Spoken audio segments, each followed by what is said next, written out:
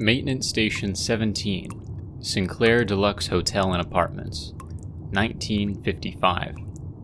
You don't mean you spent it all, Rupert? Demanded Rupert Mudge's wife, just as he'd figured she would, with that disgusted look on her face that he was getting so very sick of seeing.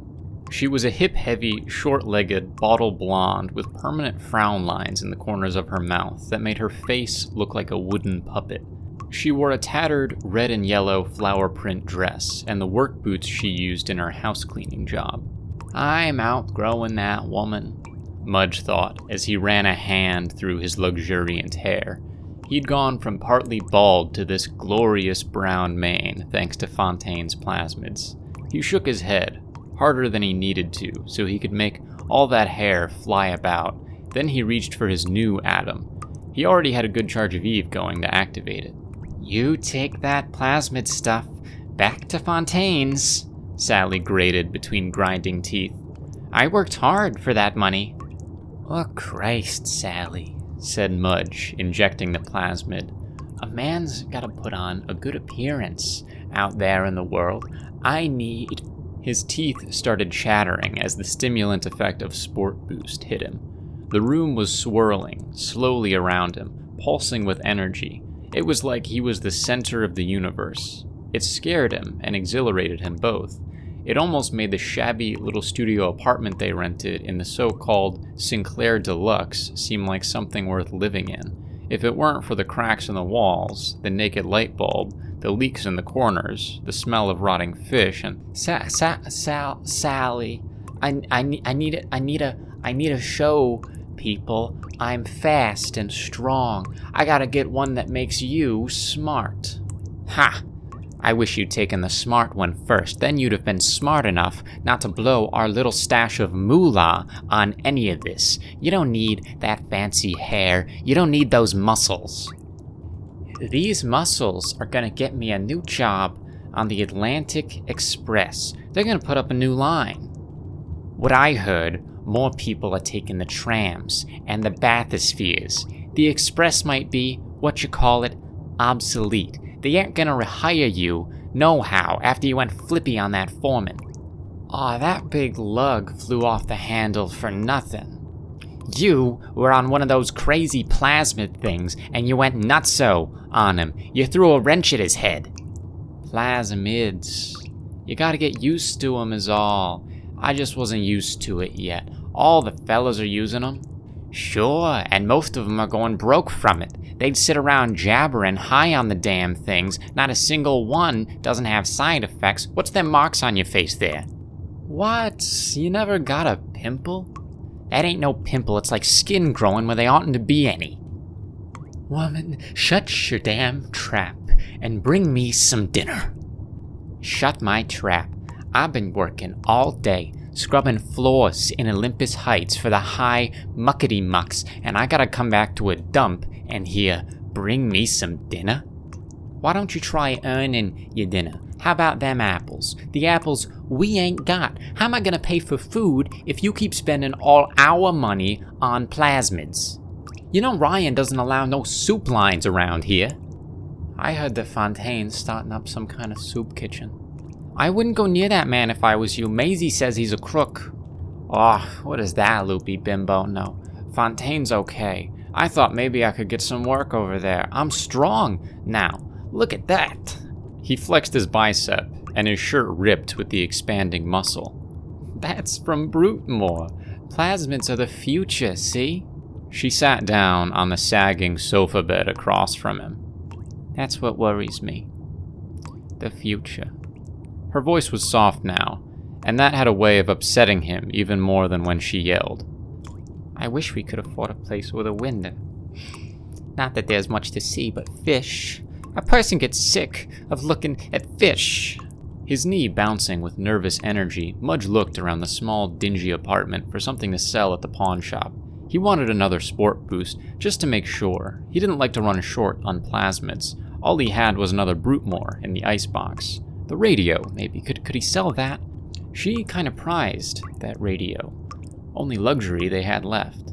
Funny, Mr. Sinclair calling this Flophouse Deluxe, Sally said. Must be his sense of humor, but we won't even have this if you don't get off your tuchus and work.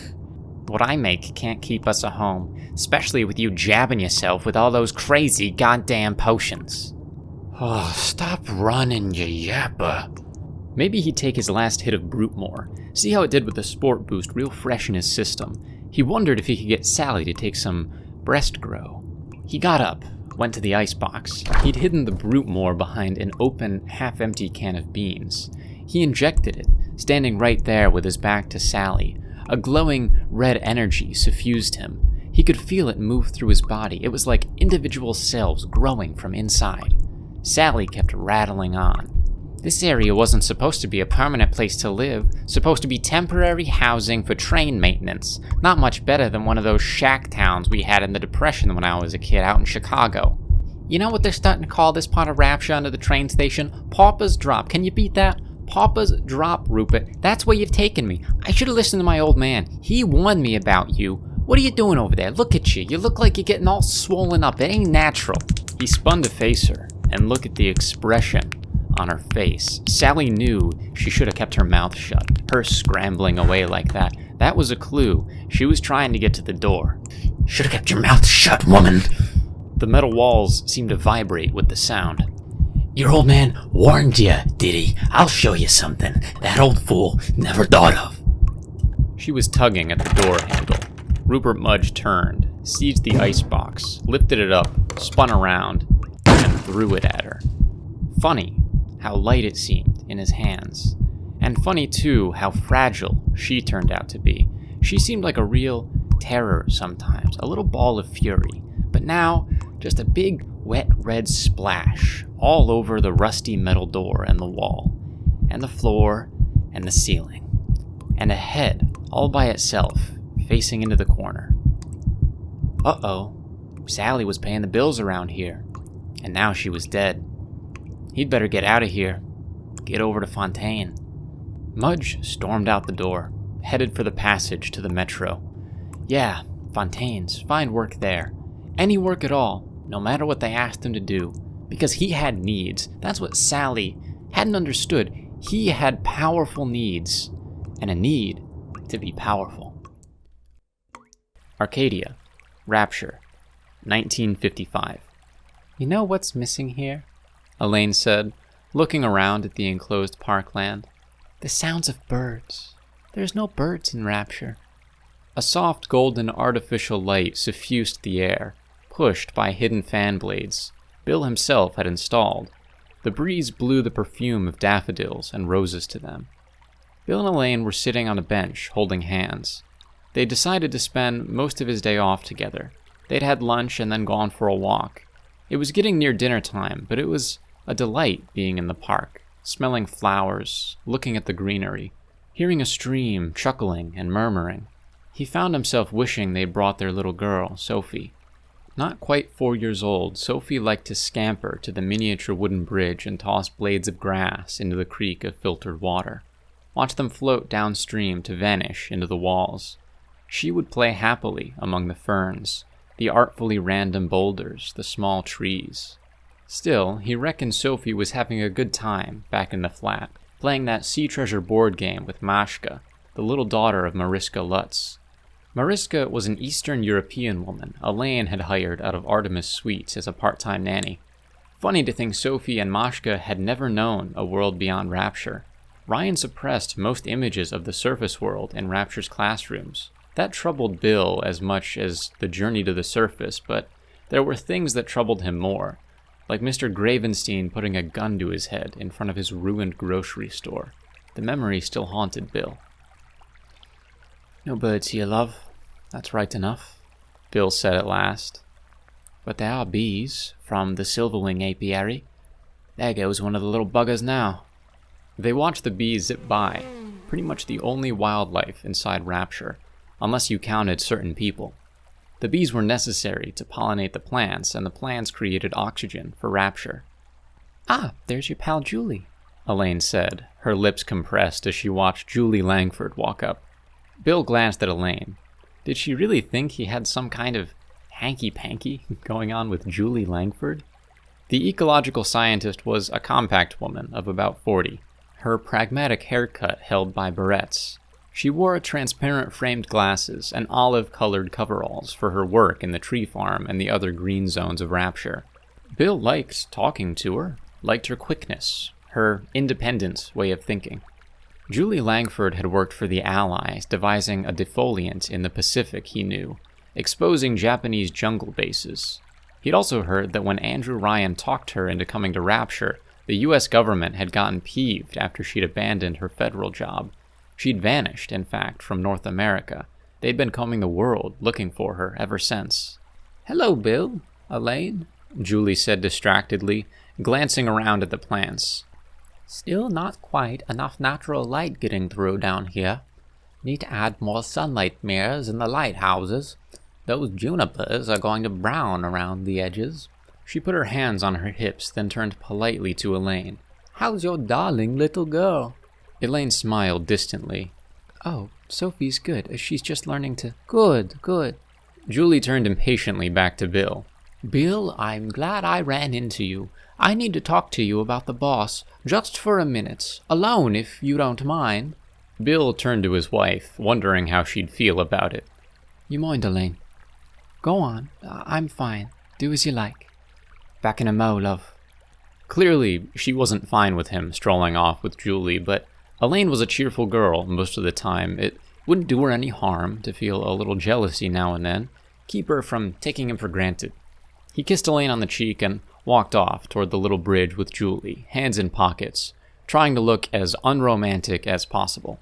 "Don't mean to drag you away from the little lady," Julie said in a way Bill thought was a bit condescending towards Elaine. "But I need an ally, and I know you love this park." "Right. What's afoot, Julie?"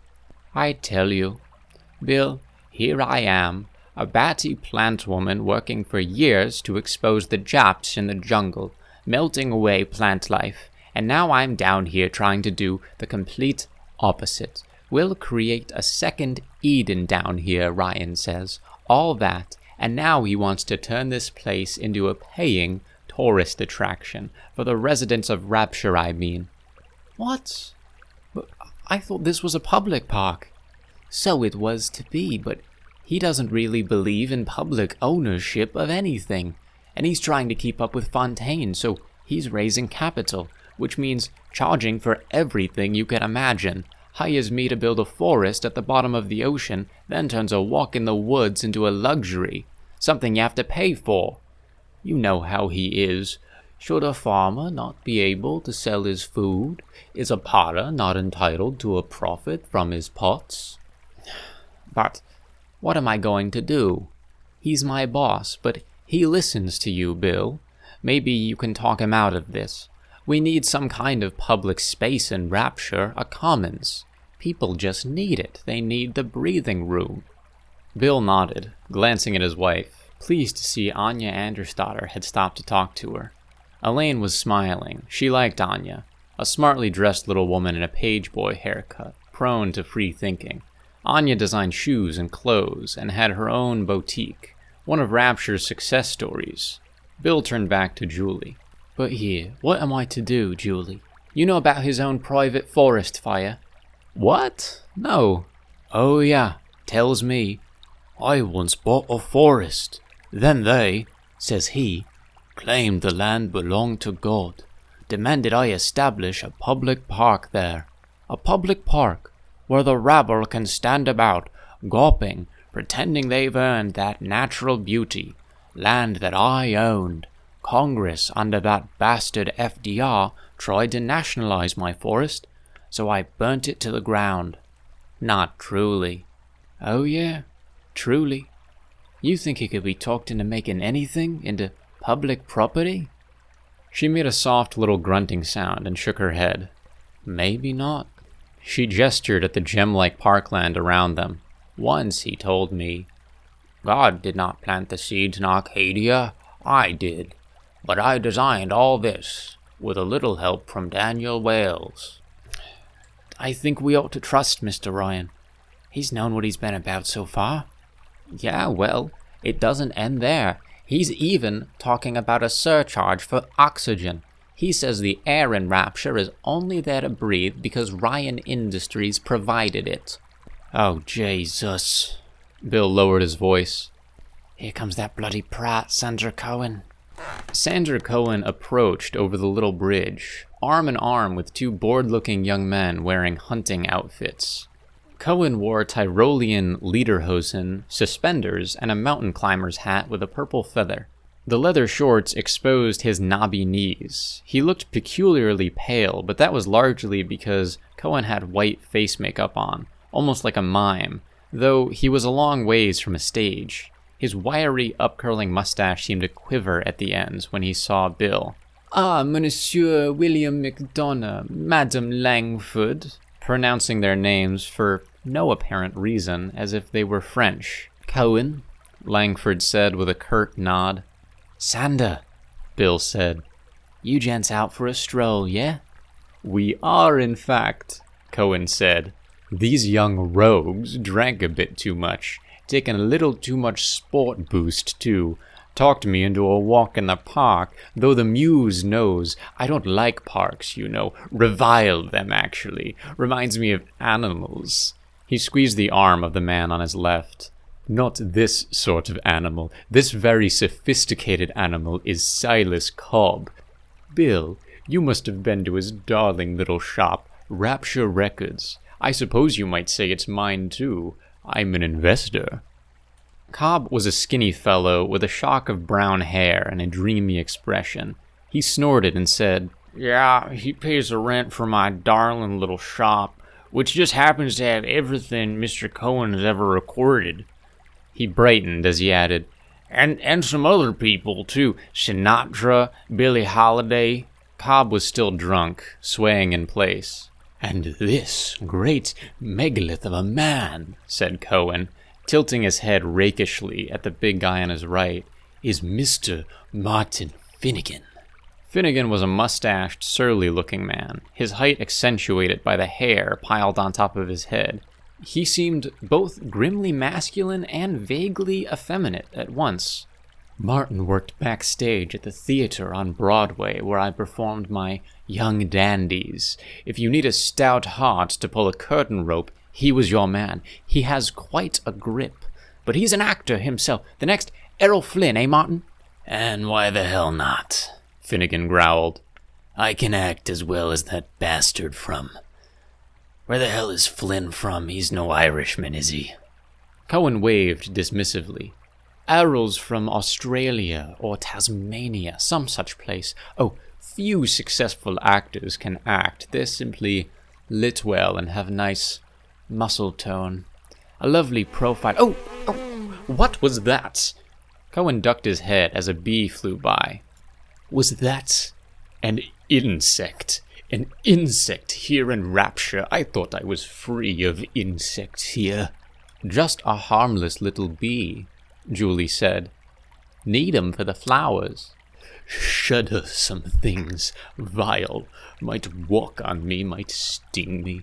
I detest nature. It won't obey. It cannot be organized. Can one stage nature? No, nature should be conquered, forced to submit. How ruggedly handsome you look today, Bill. Won't you come to the Kashmir with us? Split a few bottles of wine, eh?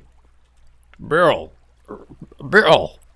Bill turned to see Roland Wallace trotting up, face red, all out of breath. What's afoot, Roland? Twice today I've had a chance to say that. Love to say it. Wallace came to a stop, bent over, hands on his knees, puffing. Bill, emergency in Hephaestus, flooding. Looks like it might have been sabotage. Someone did this on purpose, Bill. Someone's trying to kill us all. Kashmir Restaurant. Rapture. 1955. Ryan held court over the dinner table. Joining him this evening were Diane McClintock, the engineer Anton Kincaid, Anna Culpepper, thinking herself arty in a blue beret, Garish Fisher, a top executive working for Fontaine Futuristics, and Sullivan. Karlowski was about 30 paces away, keeping security watch at the restaurant's anteroom. Karlowski was fed as part of the job, but no vodka, not here. The Russian could sometimes be trigger-happy, especially after a vodka or 3. Once in New York, Karlovsky had shot a cab driver who'd had the temerity to scrape the limousine's shiny fender. Ryan had to pay a pretty bribe to keep Karlovsky out of jail. Picking at the remains of his sea bass with the elegant sterling fork, Andrew Ryan reminded himself to keep smiling. He didn't much feel like it, but he was hosting this meal at the Kashmir and felt an obligation to keep up appearances. He sat quietly with his talkative guests. Anna rumbling about a new song she'd written. Diane about a painting she was engaged in, having just recently gotten the notion she might be an artist. Kincaid was making feeble efforts at witticisms, all quite tedious to Ryan. He sensed that everyone was trying to think of some way to talk about anything but their feelings about Rapture, which made him wonder what people said about life here behind his back. Of course, the grumbling was becoming louder. The treacherous Sophia Lamb was stoking that smoldering fire. He watched his guests put on their little acts, striving to seem cheerfully amused, happily involved in Rapture, but starting to fray around the edges in the confinement, like so many of the weaklings he'd allowed into the city. They had every manner of comfort. Even now, they sat in the most luxurious corner booth of the restaurant, by the tiered, gurgling marble fountain, under a big window that looked out on an undersea garden, where purple and red flabelliform plants waved in shafts of blue light. Chopin played softly from hidden speakers. Life here for the moneyed should be enchanting, but it never seemed to be enough. Ryan noticed Anton Kincaid staring goofily at Diane. Kincaid was a man with little social sophistication, but a brilliant engineering mind. His ratty sweater, crooked bow tie, and nervous nursing from a beer glass contrasted with Fisher's easy champagne sophistication. Ryan wondered if Diane would like Anton Kincaid. The engineer could be impressive. He had designed the Rapture Metro, and he was a man who loved ideas. Diane pretended to be intellectual at times, though really she was quite naive. The only other diners in the restaurant at a table across the big room were the smirking Pierre Gabi and Marianne Delahunt. The young Frenchman, a winemaker, was visibly bored as he listened to the superficial Marianne, whose taut features seemed empty of character and age. She'd made one too many visits to Dr. Steinman. Ryan wished Bill and Elaine had come to dinner. Bill McDonagh was damn good company, level-headed too. Sullivan was finishing a third glass of Worley's best wine. Sullivan was a bit of a stiff at any gathering. He was either stone-faced or got drunk and started leering at the women. After the leering phase, he'd slip into the inevitable drinker's glumness, glowering at the windows as if angry with the endless blue depths. Ryan could almost read his mind. Taking this nutty job and moving down here, I must have been crazy. But sober, Sullivan did what needed to be done. Ryan knew he could trust his security chief. That was worth putting up with a great deal. But he wasn't sure he trusted Garrus Fisher as much. The urban, middle-aged Fisher, both a biochemist and an entrepreneur, had helped promote Fontaine's plasmids. "Any interesting new developments at Fontaine Futuristics, Garrus?" Ryan asked carelessly.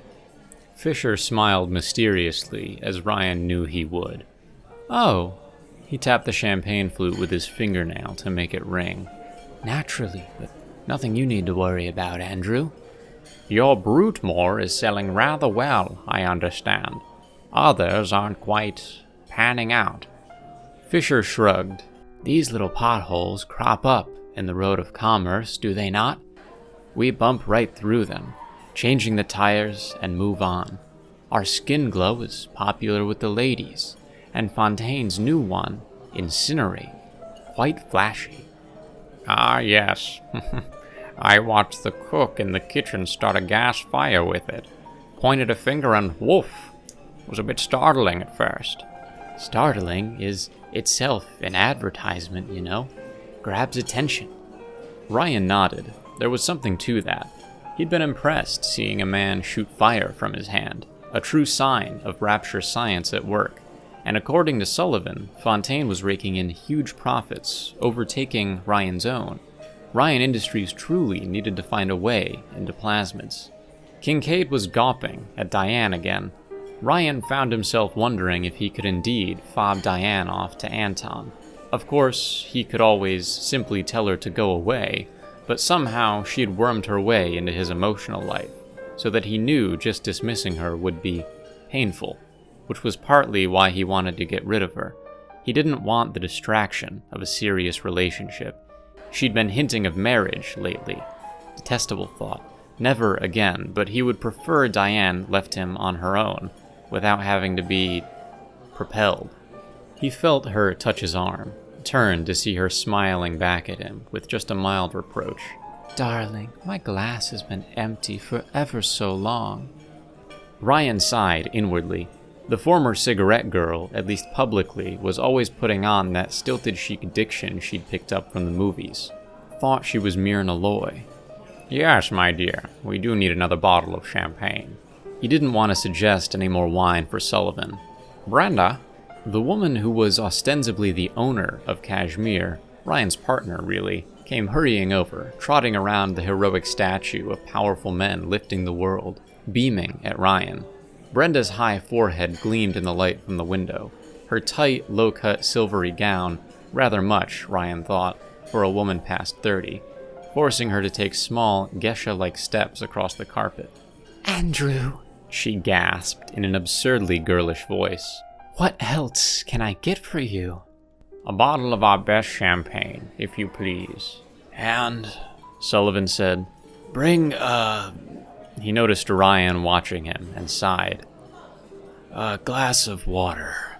I'll see to it personally, Brenda fluted. Personally. And then, perhaps, the dessert cart? Yes, Ryan said. That'll be splendid. Thank you, Brenda. He glanced around at the others. The smiles they'd put on for Brenda faded as she walked away, except, as always, Fisher, who seemed in his element in Rapture, still smiling confidently. Maybe, Ryan thought, I'm just imagining all this discontent. But his reports from Sullivan and other security sources suggested that there was discontent at all levels of society, especially in Artemis Suites and Pauper's Drop, both of which were growing dangerously crowded. He'd underestimated how many people were needed for basic maintenance work and hadn't built enough housing for them. Rapture would soon exceed 18,000 souls. Not all of them came equipped with investment funds. He had hoped many of the maintenance and construction workers would earn their way out of their slummy squalor, find a way to branch out, take a second job, invest, the way that he would in their position. The rumors that Frank Fontaine and Sophia Lamb's followers had been encouraging notions Andrew Ryan regarded as absolutely taboo, such as unions, were getting louder. Fontaine was slippery, however. Finding proof against him for communist organizing was as hard as finding strong proof he was smuggling. But Sophia Lamb, he had a plan for her. He'd get her to debate him in public. When Rapture's better element heard her Marxist sophistry flagrantly blared on the radio, no one would object if she simply disappeared. I was thinking, Diane said, that we might have some public performances. Me and Sander and a few of them others. She remembered her new grammar, cleared her throat. And a few others. In the park and in the atrium. Get people out more.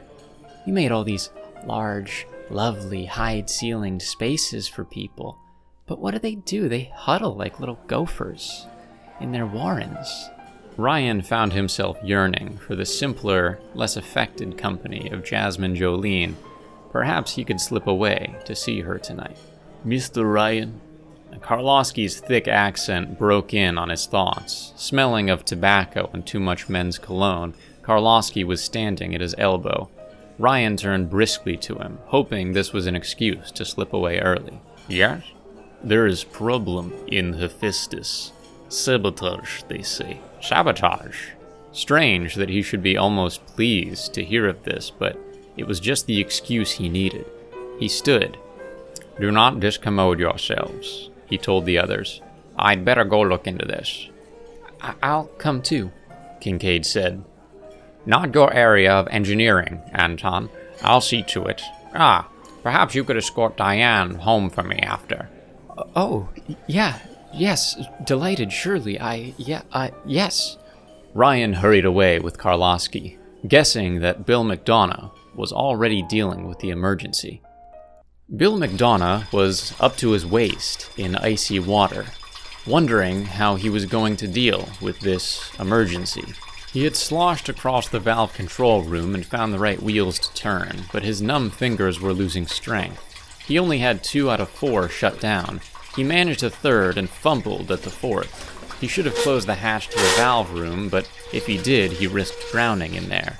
He'd switched on the bailing pipes and hoped the machine could keep up with the inflow till he could get this broken pipe plugged. Roland Wallace was also wading through the water, wearing rubber waders up to his armpits and gloves. Wallace pressed close at Bill's side, reached into the cold water, and helped turn the last 2 valves. The valve wheels turned gratingly, and it seemed to take forever, but at last the flow was blocked. The water stopped rushing into the room, and they found their way to the pumps, activated them, and waited for the room to drain, both with chattering teeth. You see the tool marks where they tore the pipes out? Wallace asked, pointing. His voice was raised to be heard over the grinding and suction sound of the pumps. Bill nodded, rubbing the feeling back into his hands. The broken coolant pipe was jutting out of the metal, ragged at the ends, the harsh angle and the marks on the wall suggesting strong force. You got no argument from me, mate. Sabotage. The floodwater had almost pumped out when Bill saw the package taped to the ceiling vent. What the hell is that, Roland? What? I don't know, but it's got some kind of clock on it. Jesus, it's a bomb. Get out. Wallace threw the bolt, opened the metal door, and they stepped through, not a split second before a whoomph sound came from behind them, with a flash and a sharp smell of gunpowder. Fuck, Bill sputtered. He peered through the smoky air, back through the open door, and saw a blackened mark on the vent where the bomb had gone off, but no other appreciable damage. Instead, the room was littered with what looked like large pieces of confetti, which were starting to stick to the wet floor and walls. Coughing from the acrid smoke, he stepped in, scooped up some of the confetti, and hurried back out. There were words on the strips of paper, printed in large black letters.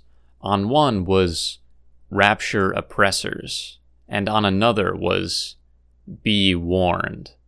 They were all like that, one phrase or the other. "Be warned, Rapture Oppressors," he said, looking over the slips of paper. "A bomb with nothing but paper in it?" Wallace said, puzzled, scratching his head. Bill remembered hearing as a kid about the old anarchist bombers from the late 19th century. Mad bombers, they called them. But confetti wasn't their style. "Just a way to get our attention," he suggested. "A little sabotage, yeah? Bit of a bomb, but not enough to make people go all out to find the bombers. Like it says, a warning, isn't it?" "But the implication is that a bigger bomb will come," Wallace pointed out. "Otherwise, why bomb at all?" "God's truth, that. Think they're oppressed, do they? That's supposed to tell us what they want. Bloody vague, I call it." "What's vague?" Ryan asked, hurrying in. "What's happened?"